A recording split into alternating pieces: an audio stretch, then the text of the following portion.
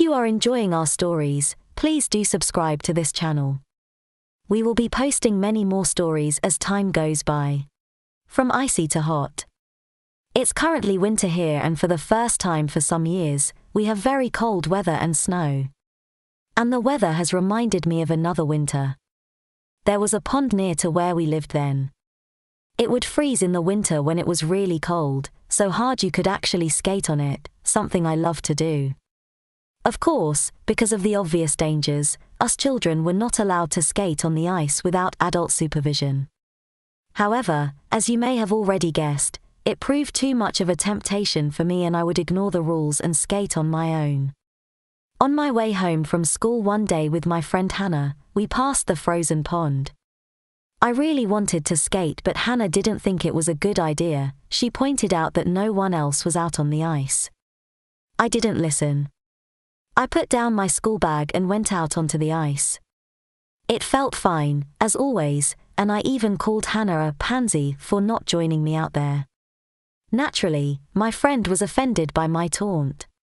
"If you're going to be stupid, Sarah, I'm going home," she said. She was just about to go when the ice suddenly gave way beneath me and I plunged into the icy water. Hannah went from being mad at me to a desperate attempt to help me. She couldn't reach me herself but managed to help me get hold of a tree branch. "Hold on while I get help," she shouted.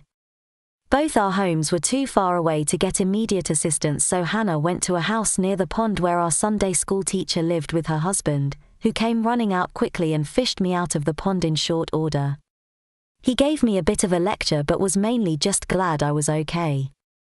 Soaking wet and shivering, I was bundled into his car and driven home, Hannah nursing my school bag on her lap. Mom opened the door and looked extremely worried to see me in such a state, but she was also very stern and firm once she heard I had been out on the ice by myself.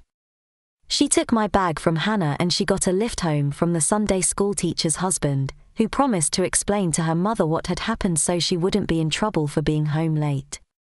Meanwhile, Mom ran a hot bath for me and put me in the tub like a much younger child. While she bathed me, she read me a strong lecture. "Sarah, what were you thinking?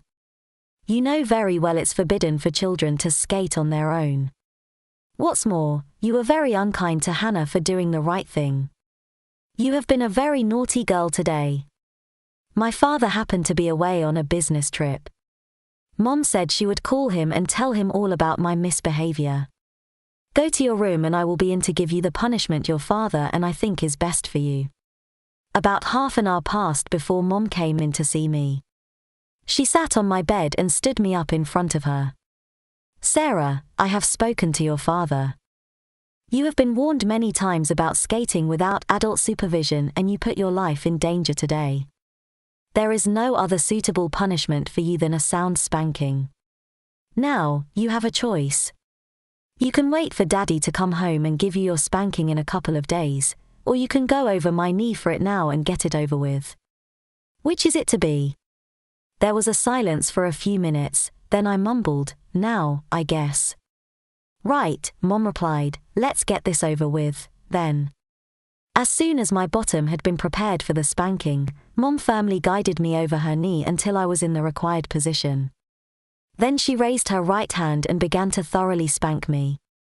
I got 12 smacks in all, and I was quickly reduced to tears, crying more like a youngster getting their first spanking. Eventually, Mom helped me up from her knee and sat me up. I was in floods of tears, but Mom held me tightly and shushed me. When I had quietened down, she said, "Hush now, Sarah, it's all done and you're forgiven. We love you so much, we'd be devastated if anything happened to you.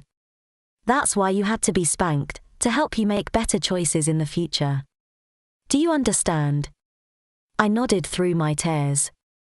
Mom put me down on the bed to finish having a cry. "I'll give you a call when dinner is ready, you stay there for a while, and think about what you did.